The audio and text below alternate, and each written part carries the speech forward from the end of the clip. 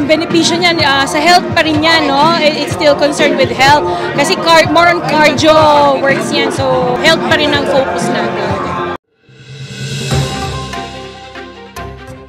Muling sumigla ang mga Pasigueñong siklista nang umalangkada ang PCC Solidarity and Resilience for a Healthier Future o SARA Fun Ride 2024 sa Parklinks, Pasig City linggo ng umaga. Pinangunahan nito ni Ate Sara Discaya, Chief Financial Officer ng St. Gerard Construction, kung saan sinamahan niya ang mga bikers mula sa iba't ibang barangay ng Pasig na tunay na ikinagalak ang muling pagbabalik ng ganitong biking event sa lungsod. Naging successful naman ang daming participants na sumali dito sa Bike for Life natin ngayon araw na to. Dati meron ng ganito, nawala. So ngayon binalik natin.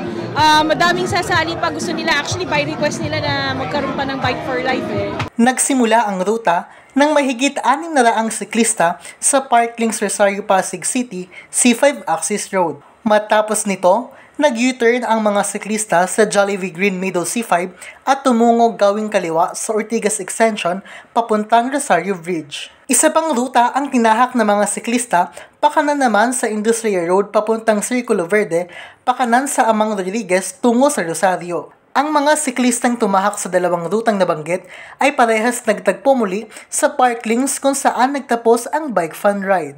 Namahagi ng food packs sa mga lumahok pagbabalik sa Parklinks at mayroong isang siklista ang nag-uwi ng brand new bike na nagkakahalaga ng 40,000 pesos mula kay Ate Sara. Tuwan-tuwa po, syempre sa new bike, di basta nabibili. Yun, salamat din po, nag-enjoy dun sa pa-bike natin. Nagulat naman si former Pasig City Councilor Attorney Ian Sia na isa ring nakipadyak dahil sa dami ng mga Pasigueñong siklistang sumuporta sa kanilang Fun Ride 2024. Ang gulat nga ako, nakakatuwa. Kasi nga nakita ni Ate Sara na yung suporta ng mga taga-Pasig na bikers, buong buo. Ipinahayag rin ni Attorney Sia na hindi aniya ito ang huling biking event na organisahin ng St. Gerard at lalo nang hindi ang huling programang pangkalusugang inihanda para sa mga Pasigueño. Kaya sabi niya mukhang kailangan ituloy. Diba? So, abangan nyo, marami pa tayong mga activities. Hindi lang sa bike, medyo dapat tutukan din. Kasi di ba, alam niyo naman na St. Gerard, nabibigay tayo ng gamot. Diba? Para sa mga may sakit. Naisip namin, bakit hintayin natin magkasakit ng mga Pasigueño bago natin tulungan? Nang hikayat pa ito na mag-aya umano ang iba na sumama sa programang pangkalusugan ng foundation upang maiwasan ang mga sakit na nagbabanta lalo pa at nagkakaedad na. Ngayon pa lang, di ba, hikayatin na natin sila na sumama sa sports. Nasa ganun, hindi na tayo darating sa punto na magkakasakit tayo. Napakasarap na tumanda na malusog. Di ba? So, yan ang ating pangarap.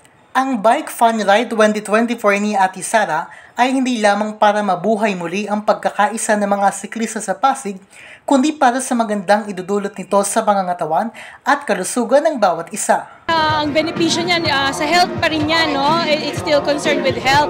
Kasi more on cardio works yan. So, yan yung natin para dyan. Health pa rin ang focus natin. Sabi rin ni Ate Sara, kada padyak sa bisikleta ay hakbangin sa mas mabuting kalusugan, lalo na ng mga Pasigueño. Mark Arellano nag-uulat para sa Bravo News Nationwide.